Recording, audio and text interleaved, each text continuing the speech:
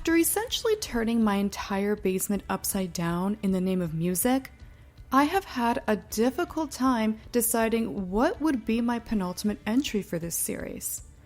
I suppose leaving my favorite new wave band, The Police, for last would have been more suitable, but I've got something else in mind instead. That's a topic for another time, of course, because we've got experiments to unfold and journeys to embark on in the final album by frontman Gordon Sting Sumner, guitarist Andy Summers, and percussionist Stuart Copeland. 1983's Synchronicity managed to leave a lasting impression on critics and fans alike, just before new wave was beginning to phase out, and it features considerably less reggae elements compared to the trio's earlier efforts with their rock music. Rather, the songs are primarily structured around thick textures and polyrhythms that mix synth pop with blues and ethnic influences. Such enigmatic choices support the purpose behind Synchronicity, to show how seemingly unrelated though coincidental events, theoretically, may share a common meaning and are dictated by some arbiter of fate. Each track should be regarded as an anthological contribution to this underlying theme, which seems to suggest that the unpredictable and often chaotic nature of life is not born from a lack of control.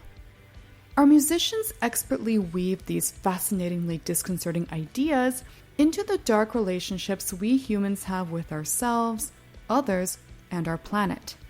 From the title to the lyrics, Synchronicity abounds with literary references and heavy subtext that encourage listeners to explore the literature so they can reflect on the messages between the lines. Ambition has its drawbacks, however.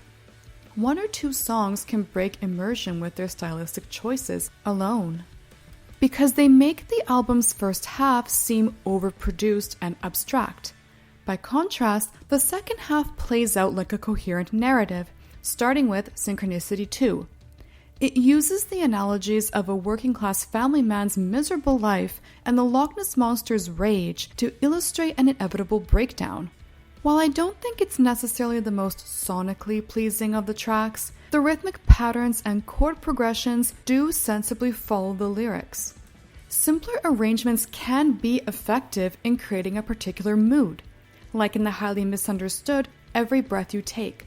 Summers and Copeland maintained an up-tempo beat throughout, but downplayed their performance to emphasize Sting's balladic interpretation of how an individual's jealousy leads to surveillance. That many people over the years have considered this a declaration of love, as cynical as it sounds, might prove how we view relationships, and therefore the point of the album. That said, I respectfully disagree with Sting's insistence that it's malicious.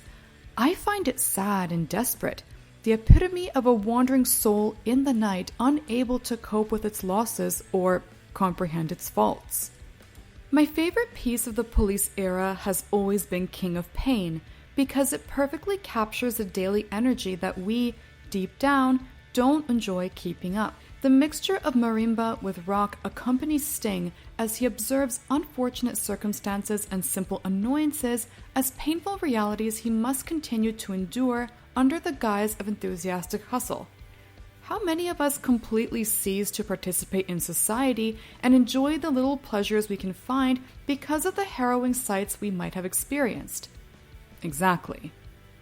For all these one-sided emotions, we have songs that are spitefully responsive, such as Wrapped Around Your Finger, which describes changing and unhealthy power dynamics between two people.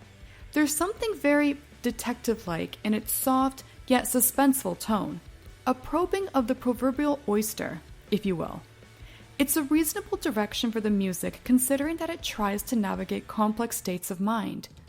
Synchronicity reflects its band members' feelings at the time.